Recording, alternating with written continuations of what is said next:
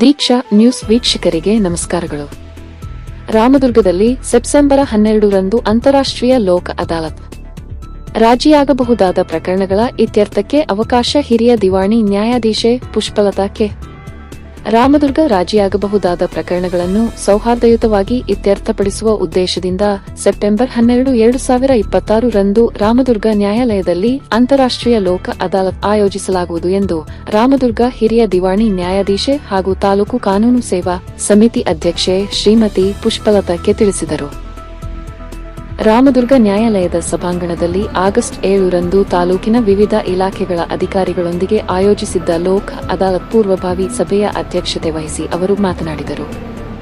ಬಾಕಿ ಇರುವ ಪ್ರಕರಣಗಳು, ಬ್ಯಾಂಕ್ ಸಾಲ ವಸೂಲಾತಿ ಪ್ರಕರಣಗಳು, ಆಸ್ತಿ ವಿವಾದಗಳು, ಸಿವಿಲ್ ವ್ಯಾಜ್ಯಗಳು, ವಿಭಾಗದ ದಾವೆಗಳು, ಹಣ ವಸೂಲಾತಿ ದಾವೆಗಳು ಹಾಗೂ ನಿರ್ದಿಷ್ಟ ಪರಿಹಾರ ಕಾಯ್ದೆಯಡಿ ದಾಖಲಾದ ಪ್ರಕರಣಗಳನ್ನು ಲೋಕ ಅದಾಲತ್ನಲ್ಲಿ ಇತ್ಯರ್ಥಪಡಿಸಿಕೊಳ್ಳಲು ಅವಕಾಶವಿದೆ ಎಂದು ನ್ಯಾಯಾಧೀಶೆ ತಿಳಿಸಿದರು.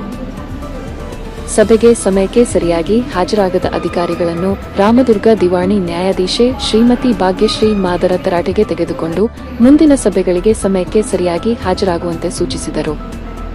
ಅಬಕಾರಿ ಇಲಾಖೆ ಅಧಿಕಾರಿಗಳಿಗೆ ಸೂಚನೆ. ಅಬಕಾರಿ ಇಲಾಖೆಯಲ್ಲಿ ಎಫ್ಐಆರ್ ದಾಖಲಾದ ಬಳಿಕ ಇತ್ಯರ್ಥವಾಗದೆ ಉಳಿದಿರುವ ಪ್ರಕರಣಗಳ ಮಾಹಿತಿಯನ್ನು ನ್ಯಾಯಾಲಯಕ್ಕೆ ಸಲ್ಲಿಸದಿರುವ ಬಗ್ಗೆ ನ್ಯಾಯಾಧೀಶೆ ಅಸಮಾಧಾನ ವ್ಯಕ್ತಪಡಿಸಿದರು. ದಂಡ ವಸೂಲಿ ಮಾಡಿಕೊಂಡು ಪ್ರಕರಣಗಳನ್ನು ಮುಕ್ತಾಯಗೊಳಿಸುವ ಬದಲು ಕಾನೂನು ಪ್ರಕಾರ ಇತ್ಯರ್ಥಪಡಿಸಬೇಕಾದ ಪ್ರಕರಣಗಳಲ್ಲಿ ಆರೋಪಿಗಳನ್ನು ನ್ಯಾಯಾಲಯದ ಮುಂದೆ ಹಾಜರುಪಡಿಸುವಂತೆ ಅಬಕಾರಿ ಇಲಾಖೆ ಅಧಿಕಾರಿಗಳಿಗೆ ಭಾಗ್ಯಶ್ರೀ ಮಾದರ ಸೂಚಿಸಿದರು. ಸಾಲಗಾರರಿಗೆ ರಿಯಾಯಿತಿ ಸೌಲಭ್ಯ. ಬ್ಯಾಂಕ್ಗಳಲ್ಲಿ ಸಾಲ ಪಡೆದು ಮರುಪಾವತಿ ಮಾಡದೆ ಬಾಕಿ ಉಳಿಸಿಕೊಂಡಿರುವ ಗ್ರಾಹಕರಿಗೆ ಲೋಕ ಅದಾಲತ್ ಮೂಲಕ ಸಾಲ ಮರುಪಾವತಿಸಲು ಅವಕಾಶ ಕಲ್ಪಿಸಲಾಗಿದೆ. ಬ್ಯಾಂಕ್ ಅಧಿಕಾರಿಗಳು ಬಡ್ಡಿ ಕಡಿತ ಹಾಗೂ ರಿಯಾಯಿತಿ ದರ ಸೇರಿದಂತೆ ಸೂಕ್ತ ಯೋಜನೆಗಳ ಮೂಲಕ ಸಾಲಗಾರರಿಗೆ ಅನುಕೂಲ ಕಲ್ಪಿಸಿ ಹೆಚ್ಚಿನ ಸಂಖ್ಯೆಯ ಪ್ರಕರಣಗಳನ್ನು ಇತ್ಯರ್ಥಪಡಿಸುವಂತೆ ನ್ಯಾಯಾಧೀಶರು ಸೂಚಿಸಿದರು. ಇದೇ ವೇಳೆ ರಾಮದುರ್ಗ ನ್ಯಾಯಾಲಯದಲ್ಲಿ ಕರ್ತವ್ಯ ನಿರ್ವಹಿಸುತ್ತಿರುವ ಪೊಲೀಸ್ ಸಿಬ್ಬಂದಿಯ ಬದಲಾವಣೆ ಮಾಡುವಂತೆ ರಾಮದುರ್ಗ ಸಿಪಿಐ ವಿನಾಯಕ ಬಡಿಗೇರ ಅವರಿಗೆ ನ್ಯಾಯಾಧೀಶರು ಸೂಚನೆ ನೀಡಿದರು. ಸಭೆಯಲ್ಲಿ ವಕೀಲರ ಸಂಘ ರಾಮದುರ್ಗದ ಕಾರ್ಯದರ್ಶಿ ಎ.ಡಿ.